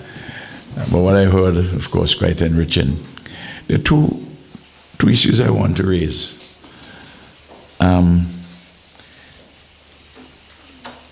The first one is the issue of the doctrine of mourning. Whether from comparative religious analysis that we have not had the experience of the rite of mourning,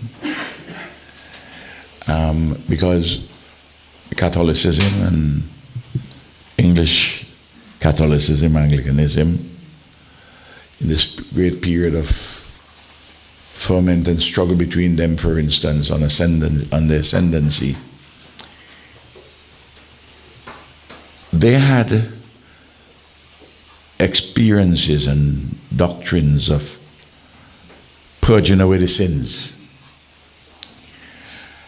and that this may be something which we find also in not only Christian religions, but also Islam. And that it takes different forms and it would acquire different content.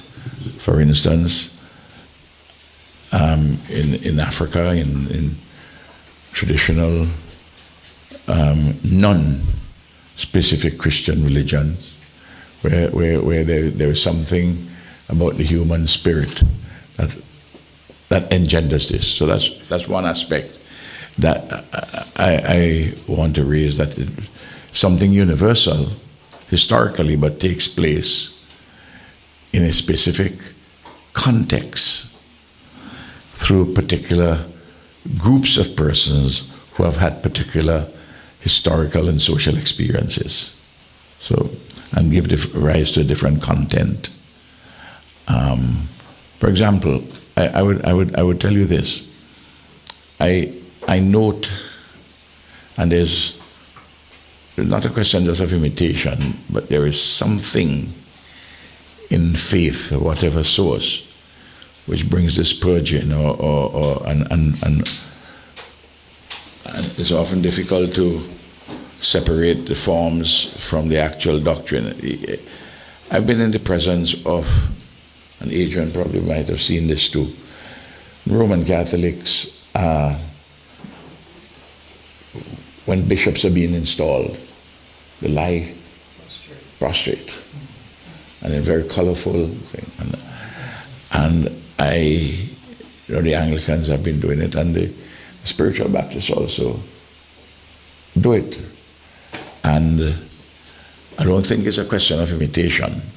I think it's a question of how this evolves in comparatively different situations. So that's one aspect.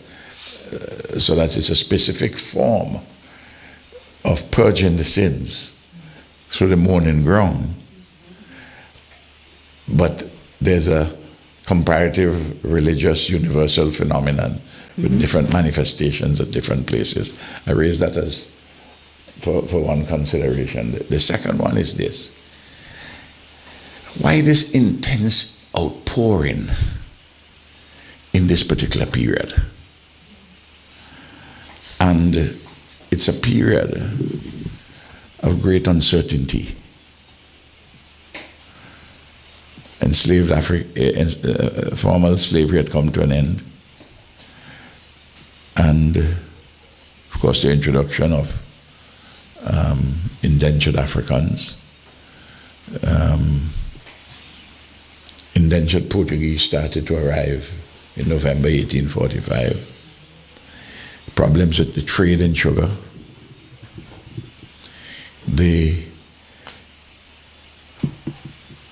In the 1850s, Adrian, and cholera, yellow fever.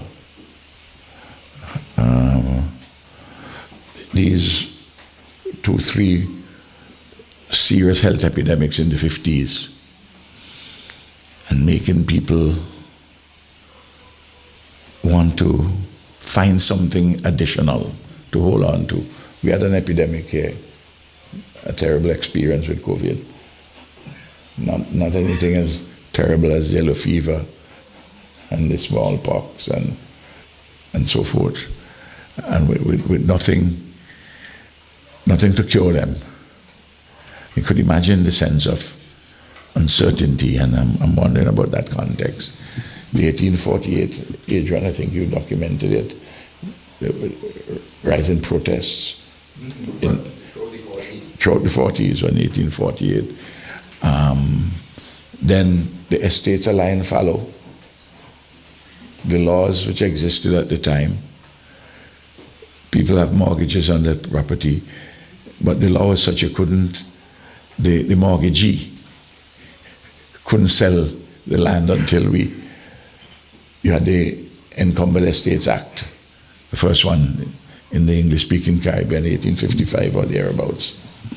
So there's this great uncertainty, and I'm wondering, and I'm sure you'd cover that in your text, whether this didn't propel as a catalyst, and people being dissatisfied with the version of Methodism which they were having, and not quite squaring what they were getting there with their lived experiences that they had to search. I'm wondering whether that context also didn't have something to do with this militancy of that early period of the church, for the spiritual Baptists.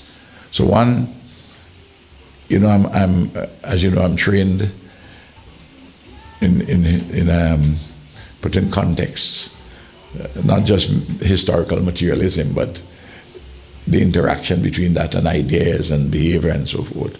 And I'm thinking that these may have contributed to what you're talking about.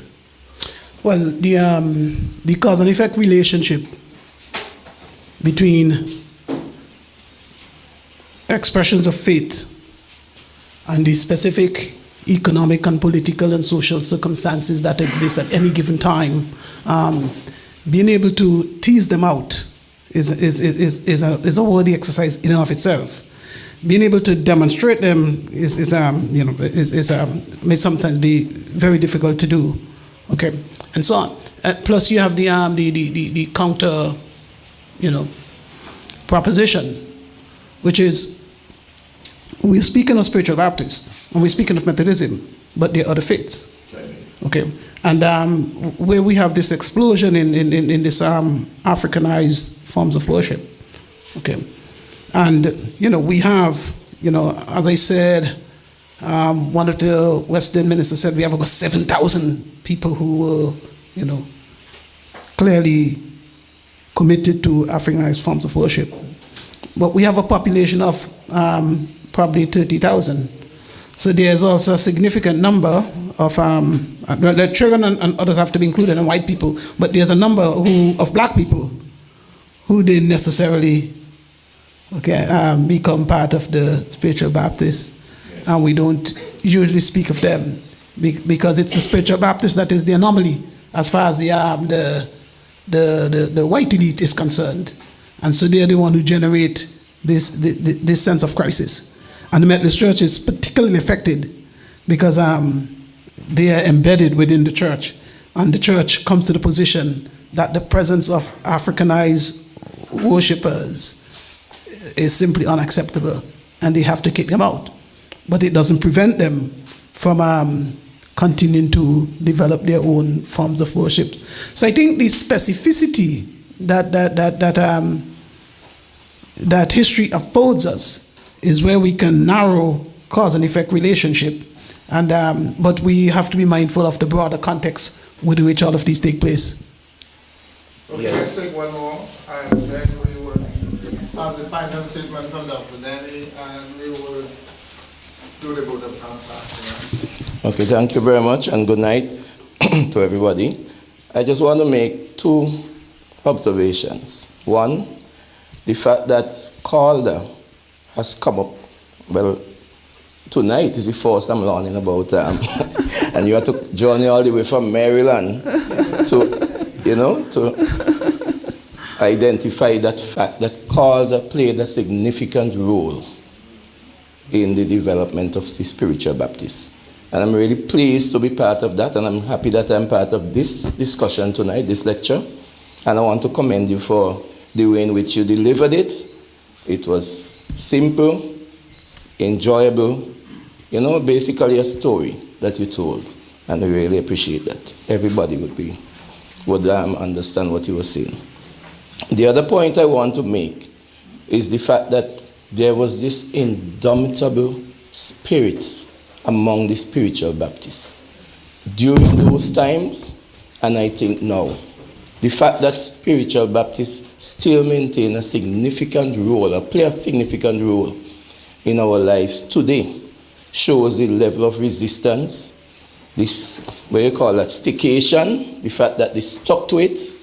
And I want to point out, you mentioned maybe in passing that slavery had ended, but emancipation is an ongoing thing. I don't even know if you remember you made that statement tonight, but maybe it would be good if you could elaborate on it a little bit. And while I'm saying that, it is a bit of a disservice for us, because I'm a retired educator, that a lot of the information about the spiritual Baptists are not taught or not shared with our younger people. And we have to take that seriously, because that whole spirit of resistance, that whole spirit of, taking charge of your life and finding solutions, we may have lost some of that. So I think we could consider having that, taught in schools or somehow shared with our people. Those are my observations. If I may respond to the last point, which I think is a crucial point, the transgenerational transmission of knowledge, that is absolutely crucial, that we are here, and then our children come after us, and then our grandchildren, and for there to be some kind of sense of link between the present, the past, and the future, that transgenerational transmission of knowledge is absolutely critical. So I agree with you entirely, and our education system is ultimately the very best means through which this can be pursued. And the second point I would make, so that as we close the night, is that we memorialize the Baptist, and it's a wonderful thing that the Prime Minister and the government has done to produce a transformed, moral universe where the spiritual Baptists are seen as clothed in the dignity and of humanity in a fashion that had been denied, even less than 100 years ago. And that is a wonderful thing in and of itself, and I very much appreciate it, and so on. And then the second point is which was made earlier, that we celebrate our people. So we have to celebrate our spiritual Baptists because they fought perhaps the longest fight after slavery. They've been fighting since 1838 to permit, that there be, equal treatment under the law for the expression of faith. That the freedom of faith, the freedom to worship, is freedom itself. And so an attack against the spiritual Baptists was ultimately an attack against freedom. And so we have to celebrate their commitment to preserving freedom within St. Vincent. And I thank everyone for coming here tonight, indeed. Yes, let's hear a more lusty round of applause for Dr. Denny.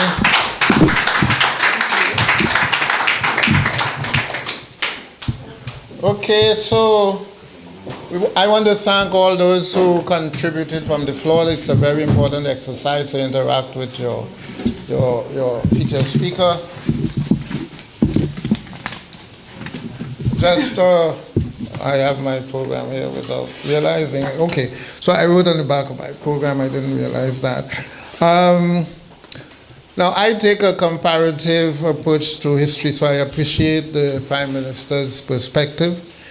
But it's curious how all these strands of traditional religions, conventional religions, Christianity, Islam, the so-called religion of the book, link right back to the Nile Valley in Africa.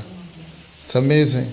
A lot of these doctrines and rituals are in fact originally African, which have been modified in different ways. So we have made tremendous contributions to the world, not just in material sciences and mathematics and so on, but in ideas on religion and the cosmology and so on. Just, I have to comment briefly on the contribution of the young lady. I'm not contesting that St. Vincent, the Spiritual Baptist, that St. Vincent was a kind of the spiritual center of spiritual baptism, even in the Caribbean. There's a lot of movements between St. Vincent and Trinidad, especially Trinidad, for all of the period after emancipation, all of it, intensely at some times. And then Grenada, of course. Grenada was even part of, the Windward Confederation. So that thing is not what we are interrogating so much. That is a sort of a given. Because it's not by accident that you have emerging in these three main centers. These were not the only ones, the three main, the core centers of spiritual baptism.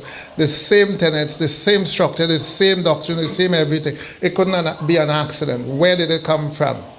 Originally, I believe St. Vincent was the center in terms of the origin, but we are interrogating what was the origin of this thing that started in St. Vincent. And that's why I alluded to African American baptism, because the Methodist Church, to emerge from the Methodist Church with what is called credo baptism, adult baptism, is a challenge in itself. Because the Methodists do not practice that kind of baptism. Where did it come from? We have to question that. And the origin of that has to be the Baptist Church itself. The Baptist Church, which is not recognized, because if you look at the history of Baptist Church in St. Vincent, they start from 1940-something. But we have to look at that. So that is just, by way of explanation. So let me remind you, before I call on the mover of the vote of thanks, that we have another lecture on the 3rd of April by Dr.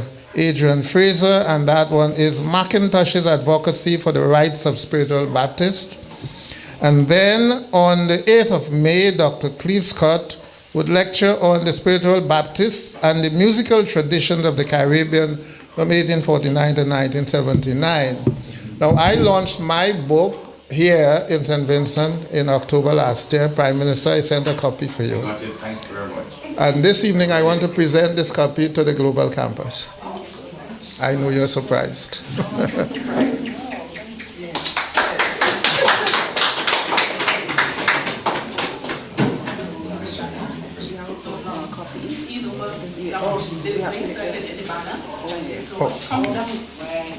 Yes, Brandy. Wonderful.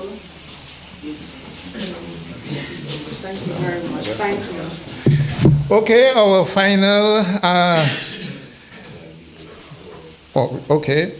Our vote of thanks, we move to the vote of thanks, and this would be done by none other than Ms. Sharon Garraway, a marketing assistant from the Global Campus. Please.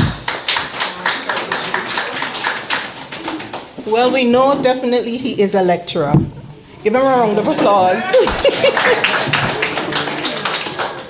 Fred DeWitt Van Amberg said, "None is more impoverished than one who has no gratitude. Gratitude is a currency that we can mint for ourselves and spend without bankruptcy." Good evening, everyone, once again, as we include this very insightful and enriching lecture. It is my honor to deliver the vote of thanks. And on behalf of the University of the West Indies Global Campus, St. Vincent and the Grenadines, we thank you, Prime Minister, for coming from your busy schedule at the Parliament.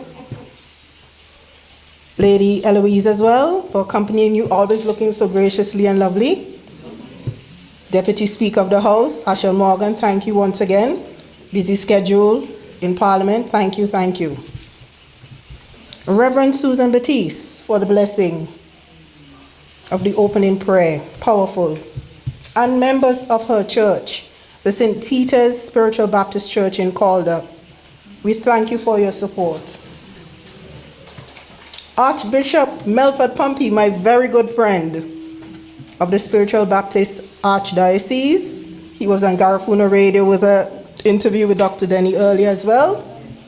We thank you for your unwavering support of our lecture series and for disseminating the information on it nationwide. Heartfelt thank you to the Spiritual Baptist churches throughout St. Vincent and the Grenadines for your presence here tonight and viewing live on stream. Mr. Luke Barnett, thank you for your rendition of the national anthem of St. Vincent and the Grenadines on steel pan. I'm sure that your community of Calder and the Epic Steel Orchestra are proud of your presentation tonight. We are grateful to the Kalunga Theatre Collective for elevating this event with your creative and cultural expressions. Thank you so much. You see, everybody got into it later on, right? That was beautiful. To our wonderful, wonderful head of sites of the UE Global Campus, doing a phenomenal job. Give her a round of applause, please. And I don't just say things and give, if it's so, it is so. Dr. Risa Noel McBarnett, thank you. Thank you for delivering the address and for emphasizing the need to dispel the stigmatization of the spiritual Baptist faith. Thank you once again. Dr. Gary Michael Denny, a wealth of knowledge, a humble man. I like to say the American Vincentian. Yes, Maryland. For his presentation on the lecture, his continued contribution to the documentation and presentation of local Vincentian history, your insight and the way you intertwine your own experiences and the historical aspects was enlightening. Thank you again, Dr. Denny. Humble man. We offer thanks to the Ministry of Education and National Reconciliation for permission to host this lecture at the Calder Government School, and the kids were so excited to see us. Come back again. Come back again. Come tomorrow. To the head teacher and deputy. There she is. Give her a round of give away. For your guidance and support throughout the preparation of this event. The residents of the community of Calder will never forget your support and kindness. We wish to highlight Dr. Arnold Thomas. Right behind there, another historian. Yes. Miss Pearline Marks, our very good friend Presley, and others who have assisted in so many ways. Dr. Claudius Fergus, our second-in-command lecturer, When you have that wealth of knowledge, you just want to share. Our distinguished Master of Ceremonies. He is a former senior lecturer in history at UWI St. Augustine, Trinidad campus, so we are so proud of him. Dr. Fergus is an accomplished author, and his latest book, which he handed over to our head of site today, Against Tolerance, Britain's Persecution of the Spiritual Baptists, explores the history of the Spiritual Baptists in the Caribbean. We extend our gratitude to you once again for chairing the program this evening, although you really wanted to speak a lot more. You have to tell me because we're on UWI TV. We have to package. Miss Emma Jackson of EMS Creation for this beautiful, beautiful decor. Give a round of applause. Wonderful. We appreciate your thoughtfulness and creativity in transforming this classroom space into an eye-catching, back to the motherland decor. So we thank you so much, and we look forward to future collaborations. We extend immense gratitude to Mr. Jeffrey Balcom, Wave Cap, and his team. She's like, no, Sharon. For his live streaming services, always quality. And for UWI TV for amplifying this event by sharing the live stream to UWIverse. We thank you once again. Additionally, to Mr. Monty Cupid and the Heritage Foundation as well. We recognize the Royal St. Vincent and the Grenadines Police Force for the support and services, and for always ensuring that our Prime Minister and Lady and other dignitaries are safe. That's important.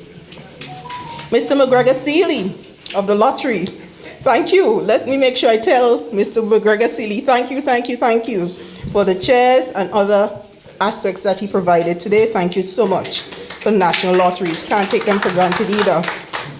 To the staff, the hardworking staff of the UWI Global Campus, St. Vincent and the Grenadines. I know sometimes we get a lot of licks, but we try.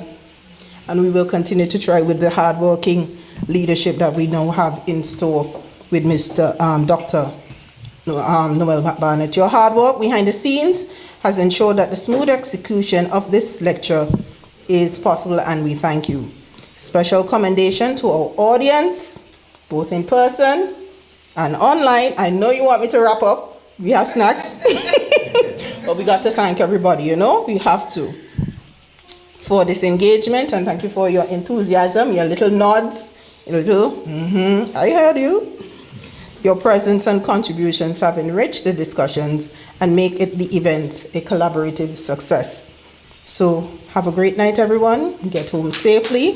And once again, thank you, and we have refreshments. Thank you for coming.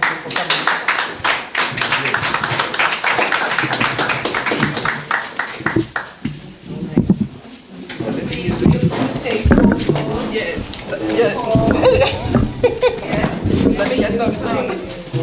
Let me get some.